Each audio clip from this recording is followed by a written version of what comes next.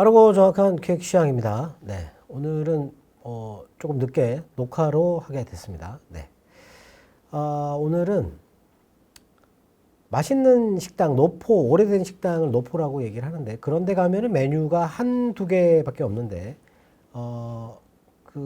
국내에서 아주 이렇게 많이 퍼져 있는 프랜차이즈 분식점에 가면 메뉴가 수십 개가 있죠.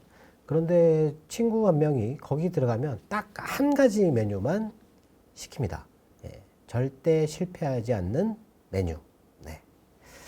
그런 게 있죠. 처음 가는 식당이나 이런 데 가면은 자기가 실패하지 않는 그 메뉴를 시키는 게 가장 안심이 되는 그런 메뉴가 있는데 그것만 시키죠. 네. 오늘은 해외 차트 보면서 바로 말씀을 드리도록 하겠습니다. 네, 다우존스가 어제 이렇게 올랐다가 내려가는 그런 흐름이 있었는데 어제 다우존스의 흐름을 보면 이렇게 됐습니다. 처음에 이렇게 급등을 했다가 바로 빠집니다. 밀리다가 여기 12시 정도에 다시 이렇게 내려가는데 어떤 종목이 이렇게 내려갔을까? 30개가 다우존스를 구성하고 있는데 그 중에서 요게 지금 현재 거의 비슷한 모양을 하고 있죠. 거의 똑같은 모양을 하고 있는데 요게 바로 골드만삭스입니다. 골드만삭스. 어제 골드만삭스뿐만 아니고 JP 모간 그리고 아메리칸 익스프레스 그리고 비자 뭐 이런 금융과 관련된 종목들이 이런 모양을 하고 있습니다. 물론 보잉이나 아니면 존슨앤존슨 뭐 나이키 같은 경우는 아예 떨어져 시작해가지고 이렇게 갔는데 이런 종목들보다는 금융과 관련된 금융이 이번 주 10일부터 JP모간의 실적을 발표를 시작을 해서 이제 실적이 나오는데 어제 다우존스가 올랐다가 내려가는 거를 금융이 이렇게 만들었다라는 거죠. 어제도 말씀드렸지만 이번에 2분기에 S&P 500 기업들의 실적 전망치가 8.8%인데 너무 높습니다. 너무 높다는 거죠. 네. 지난번에 1분기 때 5.9%가 나왔는데 그때도 전망은 3% 전후를 예상을 했어요. 근데 5.9%가 나왔으니까 이제 시장이 올랐는데 이번에는 8.8%이기 때문에 실망할 가능성이 있다라는 거죠. 어제 모건 스탠리의 마이크 윌슨 대표적인 비관론자죠. 그 사람이 얼마 전에 시장 자기가 잘못 판단한 것 같다 그래서 S&P를 올려잡았는데 이번에 또 3분기가 안 좋을 것 같다 이런 얘기를 했어요. 네. 이 사람이 그 3분기에 10% 정도의 조정 가능성이 있을 것 같다. 근데 그 이유는 금리 인하에 대한 불확실성 그리고 기업들의 가격 결정력이 떨어질 것 같다. 또 이런 얘기를 했습니다. 예. 근데 이번에는 이 사람뿐만 아니고 골드만삭스의 한 명하고 시티그룹 그리고 또 다른 리서치에 있는 사람들이 3분기가 좀 안 좋을 수도 있을 것 같다. 이런 얘기를 하고 있습니다. 그래서 연말에는 지금 S&P보다 높을 확률이 25% 정도밖에 안 된다. 마이클 윌슨은 그렇게 얘기를 했는데 지금 누차 계속 말씀을 드리지만 어제도 말씀을 드렸지만 다우존스는 그렇다 치더라도 S&P나 아니면은 이 나스닥이 올라가고 있어요. 올라가고 있는데 과열 국면에 진입을 하고 있다라는 거죠. 네. 조정을 보일 만한 어떤 그런 게 있습니다. 근데 가장 조정으로 지금 갈 이유가 지금 이번에 실적 기대치가 너무 높다라는 거죠. 네. 일단 나스닥도 지금 고점을 계속 경신을 했고요. 그리고 필라델피아 반도체 지수도 지금 전 고점을 거의 이게 경신할 정도의 육박을 하고 있습니다. 어제는 뭐 미국의 반도체들이 많이 올랐어요. 네. 그리고 다우존스 부동산 신탁도 뭐 살짝 오르는 그런 정도 수준이었고, 그 다음에 독일도 비슷한 모양을 하고 있습니다. 올랐다가 내렸고, 프랑스 같은 경우도 올랐다가 또 내렸어요. 선거가 끝났는데도 불구하고, 네. 그리고, 브라질은 뭐 살짝 소폭 올라가는 정도. 그리고 인도네시아도 이제 거의 다 올라온 것 같아요. 네. 인도 시장도 이렇게 이런 모양을 하고 있는데, 어제 CNBC, 미국 방송 CNBC에서 트럼프가 될 가능성, 그러니까 미국 대선의 레이스에서 전환점이 될 만한 걸 시장이 반영하기 시작했다라는 그런 보도를 했습니다. 거기에 이제 뭐 여러 가지 금융사들의 뭐 이코노미스트나 아니면 애널리스트들이 나와가지고 지금 반영이 될 것 같다, 반영이 되고 있는 것 같다. 최근에 10년물 국채 금리가 급등한 거라든지 아니면은 재생에너지 관련된 게 이게 많이 빠지는 그런 모양을 봐서는 반영이 시작된 것 같다라고 얘기를 했거든요. 네.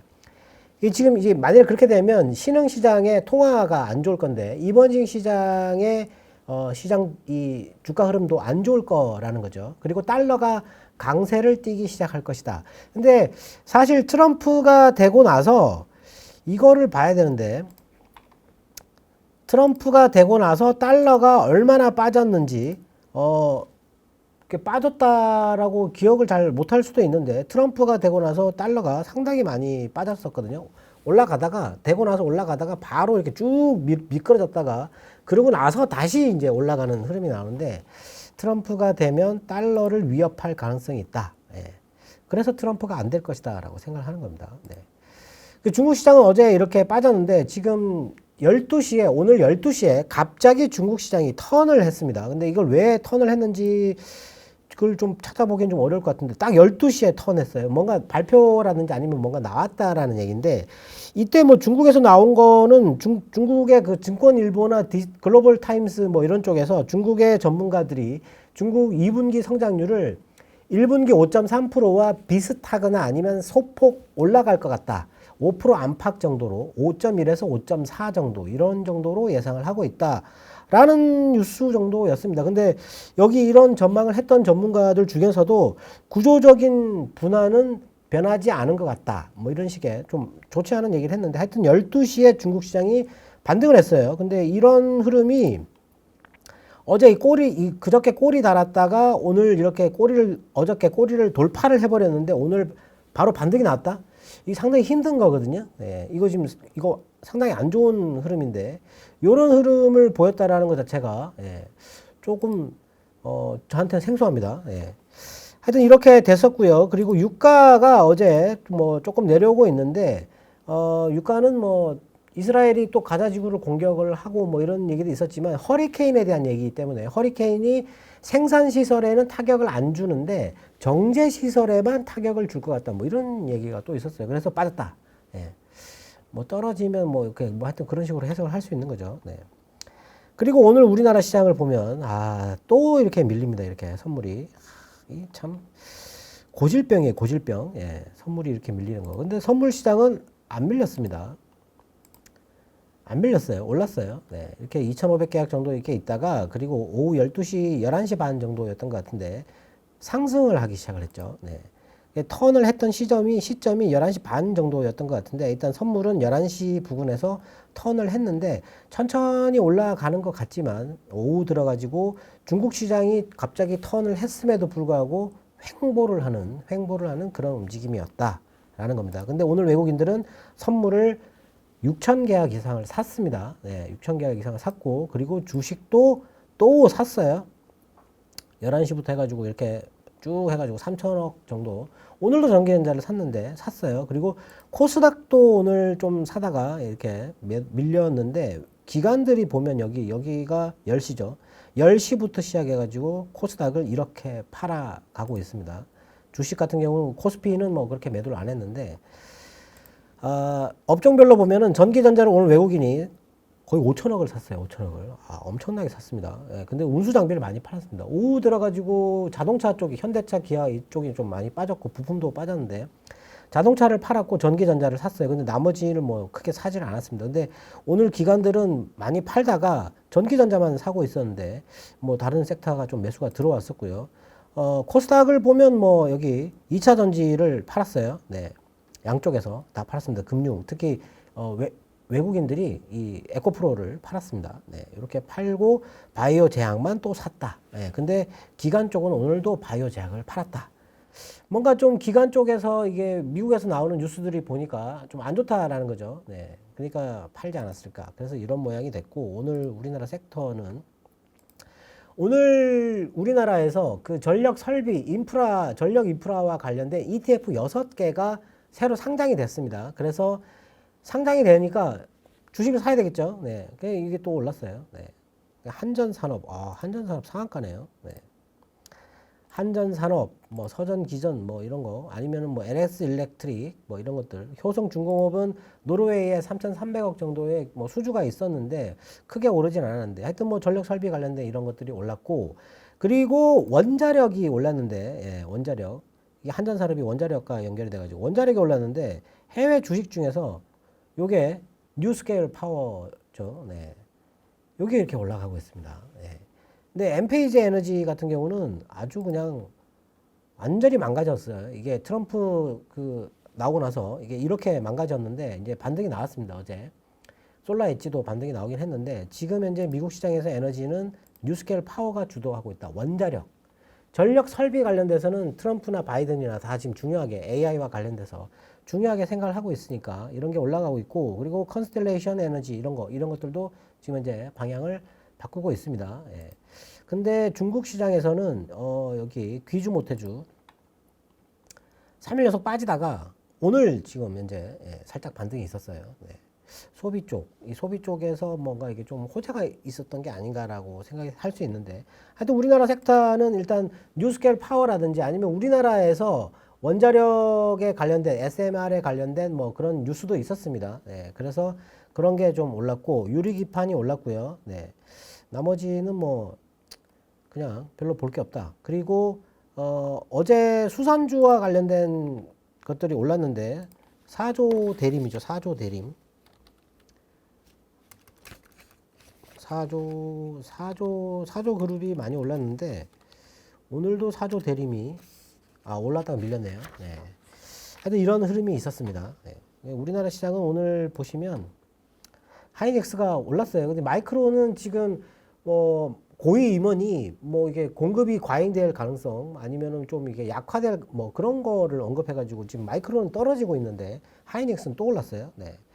이렇게 올랐고 자동차 현대차가 3%가 빠졌고요. 그리고 금융주들이 지금 이틀 연속 빠지다가 오늘 살짝 회복은 했습니다. 회복은 했는데 이렇게 회복은 하긴 했어요. 네. 근데 미국 시장에 금융주 빠지는 거 보면은 이게 왜 회복을 했는지 좀 이해를 하긴 좀 어렵지만 하여튼 이렇게 회복을 했고, 그리고 바이오 제약이 올라가니까 바이오 쪽이 좀 올라가는 게 있었고, 그리고 시프트업이 상장하는 것 때문에 게임주들이 또 올라가고 있어요. 크래프톤 이런 것들이 올라가고 있고, 그리고 반도체와 관련된 부분을 이렇게 콕콕 집어서 올리는 종목들이 몇 개가 보입니다. GST라든지 아니면 아스플로가 올랐고요.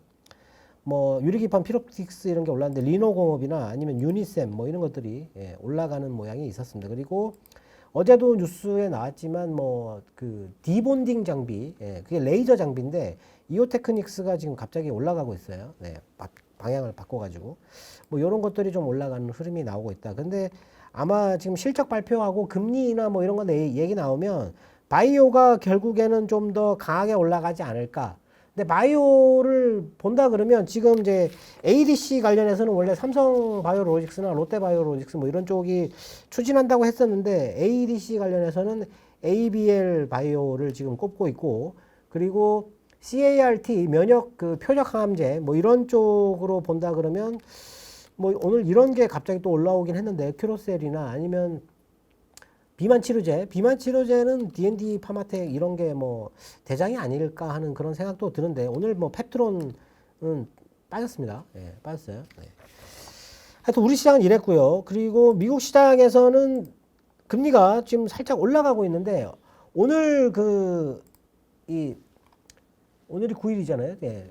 파월이 상원에서 먼저 이렇게 증언을 할 건데 증언하기 위해서 이게 통화정책 보고서를 1년에 2번 내는데 3월 달에 내고 지금 7월 달에 내는데 요게 나왔는데 3월 달과 바뀐 부분을 좀 보게 되면 지금 이 내용을 쭉 보게 되면 순서가 조금 바뀌었습니다. 여기서는 3월 달보다 여기서 7월 달에는 주택 하우징 렌트 이거 관련돼 가지고 물가 요게 지금 여기 이 하우징 서비스 이게 지금 갑자기 여기 떡하니 올라와 있어요. 예, 떡하니 올라와 있고, 그 다음이 이제 고용인데, 고용에서 좀 보면 눈에 띄는 게 뭐냐면, 노동 참가율이 떨어지고 있습니다. 예, 노동 참가율이 떨어지고 있고, 그리고, 여기 보시면, 연령대, 그러니까 24세 미만, 그리고 55세 이상의 그 연령대의 이 노동 참여 이런 게 떨어지고 있어요. 예. 거기다가 백인 관련된 게 여기가 백인 이게 백인이거든요. 네. 백인이 떨어지고 있어요. 네. 이민자로 인한 노동은 증가하고 있는데 백인들의 그 고용률 이런 것들이 좀 안 좋게 변하고 있다. 요런 게 있었고, 그 다음에 언급되는 게 뭐냐면, 그, 정부의 부채입니다. 정부의 부채. 정부의 부채로 인해서 지금 이제 이자가 급증하고 있다. 예. 어디 갔나요? 방금, 예. 요게. 이자가 급증하고 있다. 그리고 세수가, 토탈 스테이트 텍스가 급락하고 있다. 라는 거죠. 예.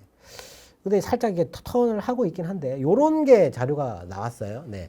요 자료를 보고 파월이 무슨 얘기를 할 것인가.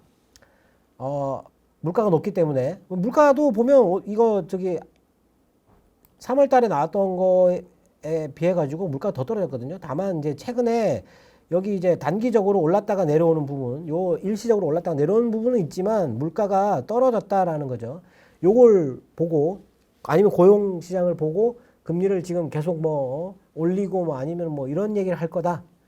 아닐 것 같다라는 거죠. 예. 이 통화 정책 한번 보면 경제가 많이 안 좋아지고 있습니다. 지금 특히 노동 시장이 안 좋아지고 있어요. 금리를 내려야 할 것 같다라는 얘기를 할 것 같다라는 거죠. 그리고 기대는 개인적인 기대는 그냥 이달에 해라라는 겁니다. 이달에 하면 좋을 것 같다. 네. 그런데도 불구하고 나스닥은 이렇게 올라가고 있고 그리고 유럽의 금리는 뭐 이렇게 소폭 올라가는 흐름이 있었는데 하여튼 뭐 선거가 끝났으니까 네. 그 새로운 이 정책자들이 내놓는 정책 여기에 따라 가지고 아마 근데 좌파 쪽은 돈을 많이 쓰는 쪽이거든요. 그렇기 때문에 그게 또 재정에 안 좋을 수도 있어요. 네. 그리고 달러가 지금 이제 정체를 하고 있는데 이제 여기서 뭔가를 결정을 해야 될 것 같지 않나라는 생각도 들고요. 그 다음에 하이드 스프레드가 이제 뚜렷하게 올라가는 흐름이 보이시나요? 네, 올라가는 흐름이 보입니다. 이제 이머징 스프레드는 하이힐드처럼 그렇게 뚜렷해 보이지는 않지만 그래도 올라가는 흐름이 보이고 있다. 네. 뭐 금리나 레포 금리나 아니면은 뭐 이 영레포 계정에 이런 쪽은 뭐 큰 변화는 없었고 그 다음에 경제 지표도 뭐 별다른 건 없었어요. 네. 그리고 뉴욕 연은에서 발표하는 소비자 인플레이션 기대 인플레이션이